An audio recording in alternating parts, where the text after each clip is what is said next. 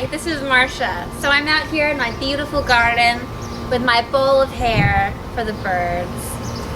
As you can see, I've already got one beautiful birdhouse, and a bird's already scooped up some of my beautiful blonde hairs from my friend and my cats. Now, one hazard of being outside is losing a clump of hair. Sometimes you can lightly paste the bottom layer of hair into the bowl, and that won't be a problem. The birds will still be able to pick it out. So, now we just need to find a place in the garden where this can live. How about right here? Any fence post will do. Sometimes, if the birds don't feel like getting their hair directly out of the bowl, you can just hang it in different places in the garden. For instance, this tree.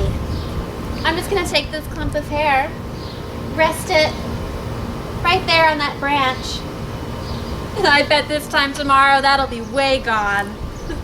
Thanks, I'm Marsha, and I'll see you soon with another craft. Bye-bye! See you next time!